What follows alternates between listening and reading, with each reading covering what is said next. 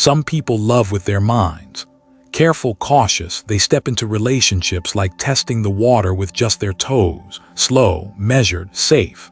But then there are others. They love like they were born to do just that, boldly, passionately, with so much honesty it almost feels reckless. And when they get hurt, it's not the kind of pain you'd expect. It's an earthquake inside a soul that once burned completely for someone else. Their heart doesn't break quietly. It explodes, turns every wound into fire, into resistance, into something fierce, and yet so silent it steals the air from the room. Don't look for tears. They don't cry the way people think they do. They turn their pain into motion, into movement. They walk away without looking back. And behind that silence is a storm of questions they'll never say out loud. If you've ever loved someone born under Aries, you'll know exactly what I mean. This isn't poetic exaggeration. It's truth. A truth as beautiful and as bittersweet as the last light before the day ends. And to truly understand them, we have to return to the beginning, to the moment the fire first lit up, because they loved with every part of their heart. Aries, born under the very first sign of the Zodiac, doesn't enter love like most people do. They don't test the waters. They don't overthink. They don't wait for the perfect moment. To them, love is sacred. It's like a flame that sparks from within and spreads across their entire universe, warming every corner, illuminating even the darkest places in someone else's soul. When they fall in love, they don't ask, "Will I be safe?" They ask, "Is this soul worth burning for?" And when the answer feels like yes, they give everything. Their gaze honest, their laughter unguarded, their heart wide open with no shields. They love as if they've never been hurt before. Nothing held back, nothing hidden behind walls. They are fire, but not the fire that destroys. They are the fire that brings light, and when you're with them, you'll feel it, that life force pouring through every touch, every word, every small, sincere act. But that's exactly why, when betrayal comes, the pain doesn't just stop at the heart. It runs deeper.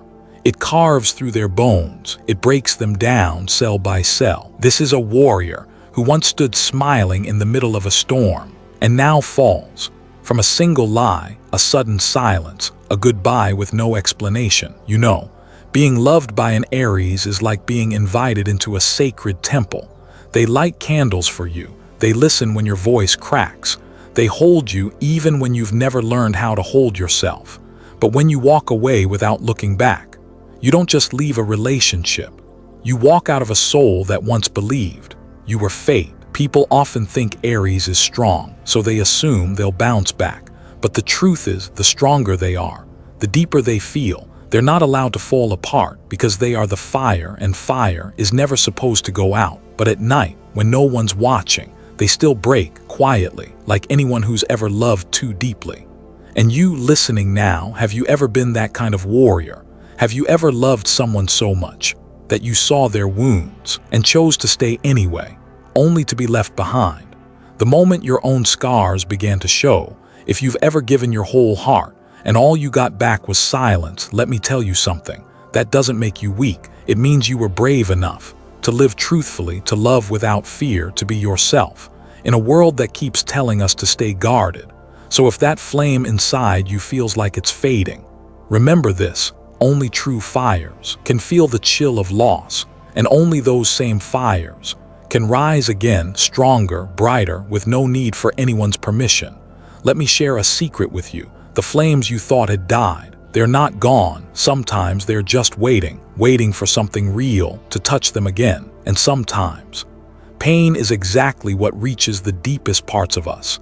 The place where everything seems to end might just be the moment a new kind of fire begins to burn. They don't collapse. They don't curl up in a dark corner. They don't cry in public hoping someone will notice and feel sorry.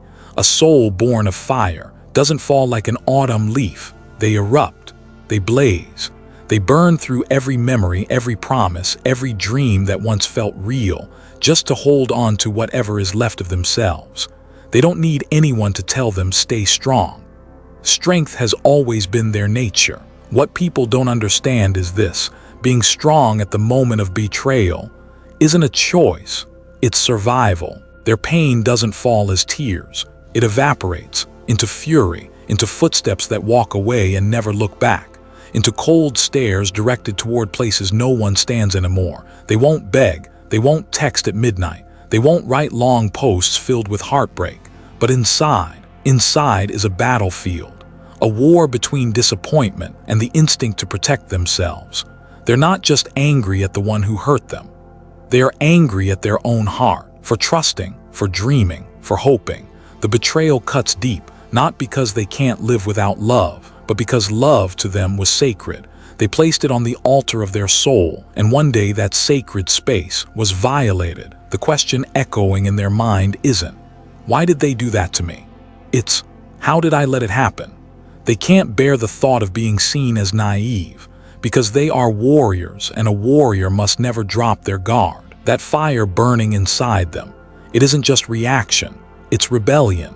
They break everything not to destroy, but to avoid being destroyed.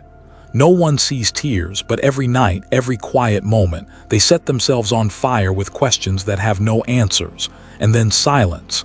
You'll see them go quiet, and you'll think they've moved on, but the truth is, they're gathering the pieces, not to glue them back together, but to forge a new blade, sharper, colder, and harder for anyone to touch ever again. So don't assume the fiery one forgets easily. They burn it all because they remember too well. They burn so they don't have to see it, so they don't have to relive it, so they don't have to break all over again. And know that coldness you see, it's not hate.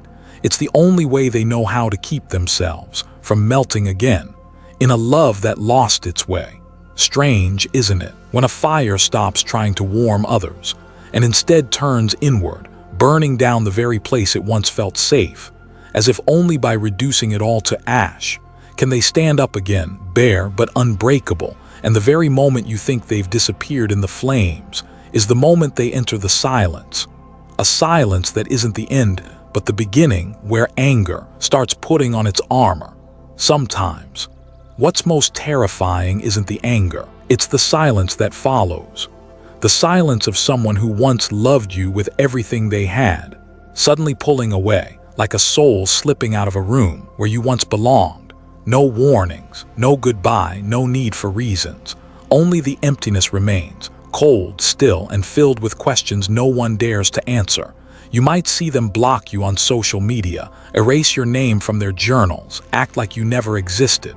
You might think they've moved on, but in truth, they're burying themselves in the shadows of memory, not because they are weak, but because they're trying to survive. That silence, it's sacred ground, and no one is allowed in. Not even you in that space. They're facing something more terrifying than betrayal itself. The loss of faith in their own soul. They look in the mirror and barely recognize the person staring back. Someone who once believed in light, now learning how to exist in the dark they created, just to avoid being broken again. You see their silence, but inside, cracks echo like thunder deep within the earth. No one hears it, but they do.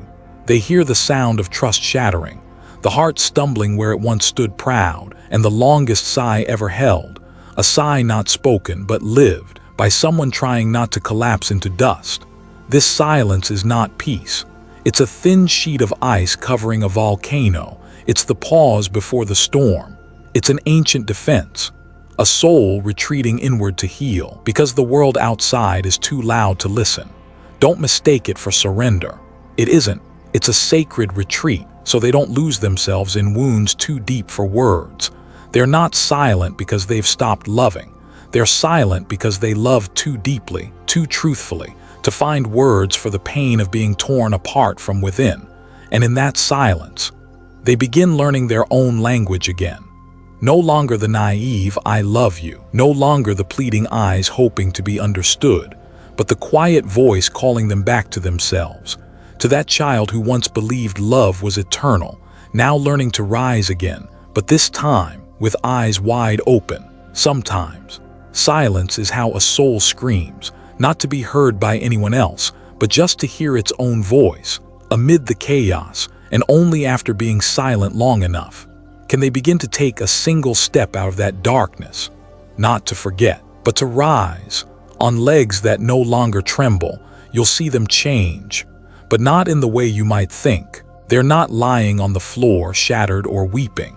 They walk out into the world with a new look, shorter hair, a busier schedule, a quicker smile in every new photo.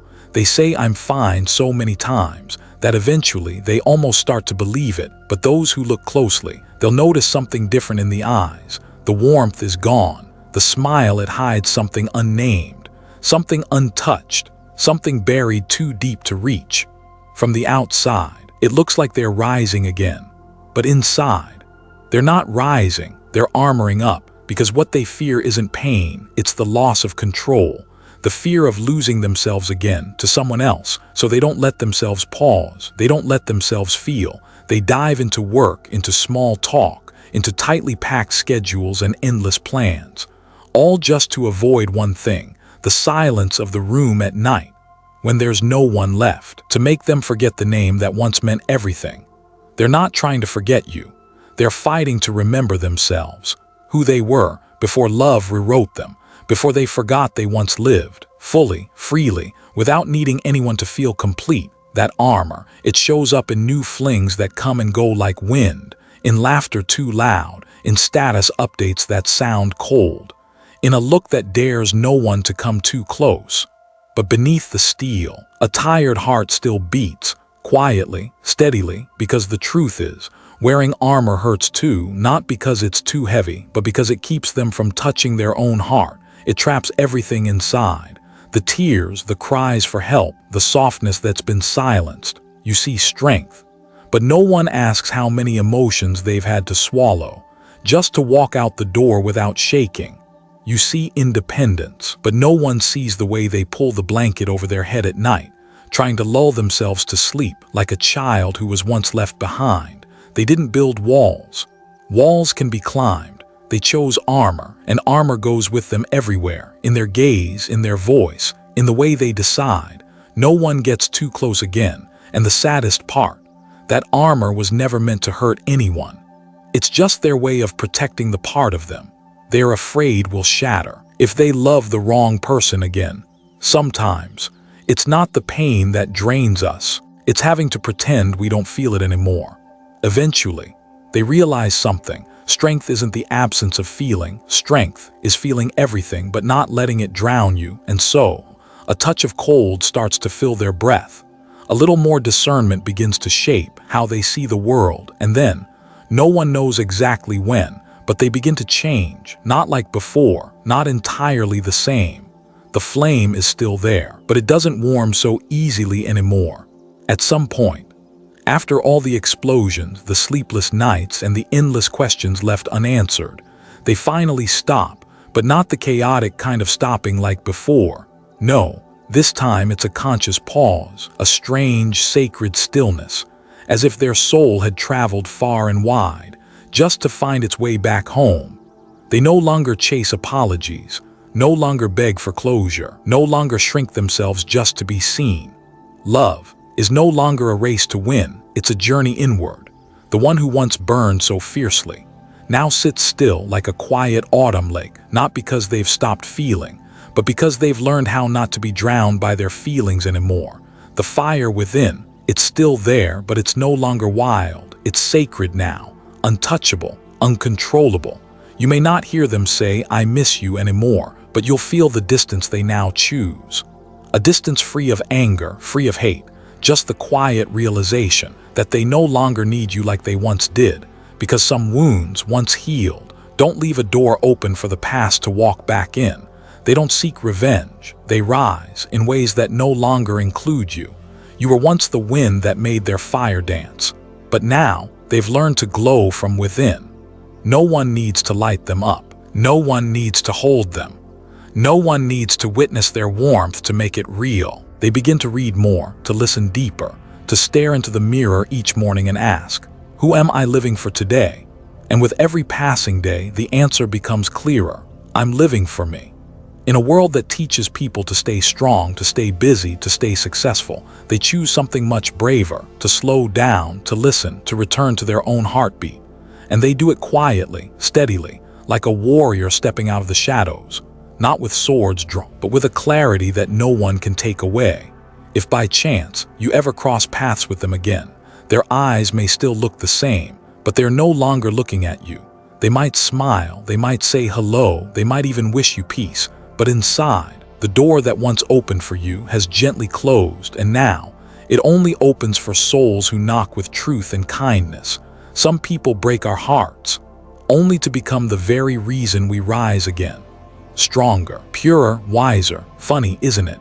How the one who once begged for one more chance now walks away, quietly, gently, as if they had never waited at all, not because they stopped loving, but because they finally learned that love should never be a place where you lose yourself just to be loved. And sometimes, letting go is the greatest gift a broken heart can give to itself.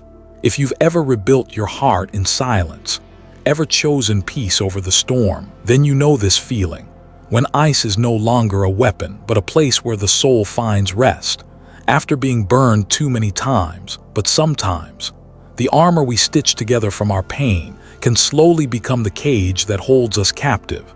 Not everyone makes it through. Not everyone realizes it in time, but eventually, they'll have to face it after everything.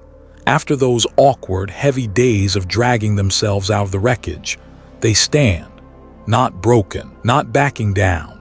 But sometimes, the cost of standing up too quickly is that the soul never gets a chance to truly heal before it's forced to wear armor just to keep going. And that armor, what once protected them, slowly became a prison they locked themselves inside.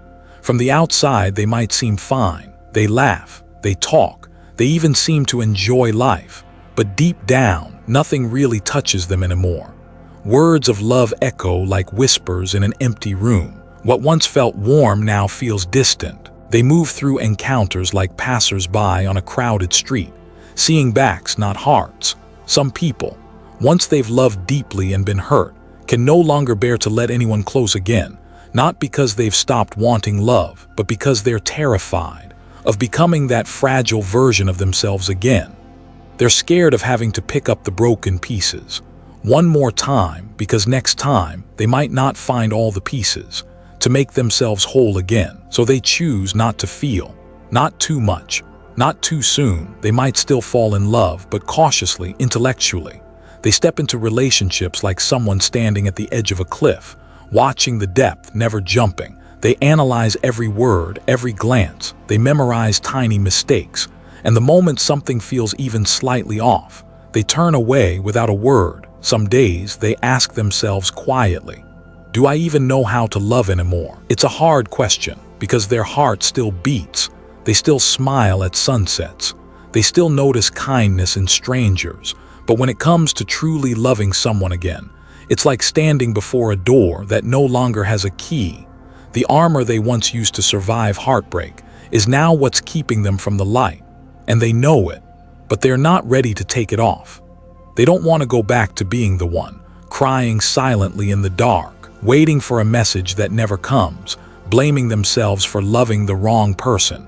That's what hurts the most, not the person who broke them, but the fact that they let it happen. So among all the choices they make now, the choice not to love deeply again feels like the safest one, but it's also the loneliest, because the truth is, no one can reach a heart that even its own owner is afraid to touch.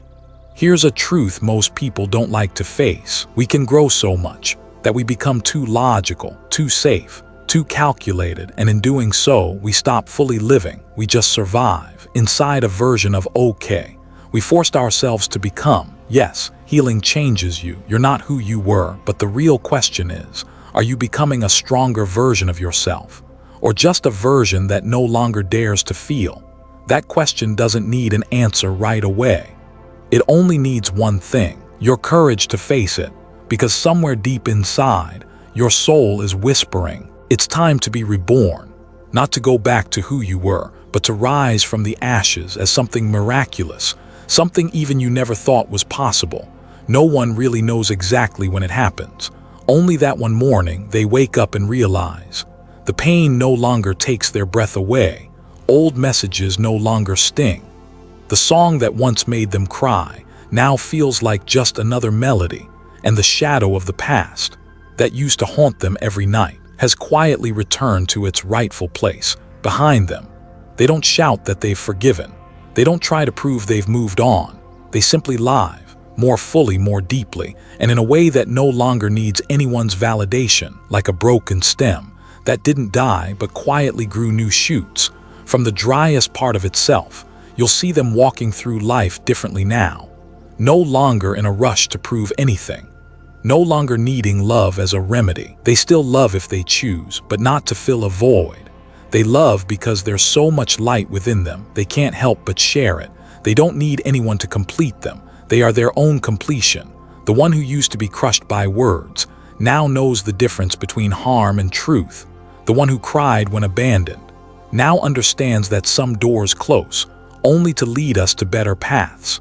The one who once hurt from loving the wrong person now smiles knowing sometimes it takes going the wrong way to recognize the right one. They start noticing the small things, a ray of sun slipping through morning leaves, the warmth of a cup of tea, a kind word that unexpectedly softens the heart. They learn to live again, not through expectation but through presence. They've come to understand no one is coming to save them, but when they live wholeheartedly, they can be the one who brings light to others through their story, their silence, their strength. That is rebirth, not loud, not dramatic, but so real that even those who once knew them pause when they see that look in their eyes, the eyes of someone who's been shattered, softened, lost, and still chose to rise, still chose kindness, still chose life. They don't wish for apologies. They don't need the universe to balance the scales. They let things go, trusting that what leaves our lives has its reason, and what stays has its meaning. Instead of asking, "Why did this happen to me?" they begin to ask, "What did I learn from this?" And that question opens up a whole new world, a world where pain is no longer the enemy but a teacher, a guide, a force that brought them closer to their truest self. And through this journey, they begin to radiate, not with grand speeches but with their presence, in the way they truly listen, in the softness of their gaze, in the quiet strength they offer. When someone else feels lost, they become the person they once needed most in their weakest moment. The old version of them, the one betrayed, broken, and confused, no longer exists. What remains is wiser, stronger, more radiant. They don't need closure from anyone else. They close their own chapters in peace. They no longer love from emptiness, but from fullness. And because of that, they are not easily hurt anymore. But they are not cold either. They love with awareness, with a heart that has finally learned how to hold itself first. They are living proof of a beautiful truth. Pain, when we're willing to walk through it, does not break us. It brings us home to who we really are, more fully than ever before. Herb, thank you for staying until the end. Thank you for being brave enough to feel deeply. Thank you for stepping into this space of healing with us. May you always have the strength to move through the pain. And may you find true love, starting with the one within yourself.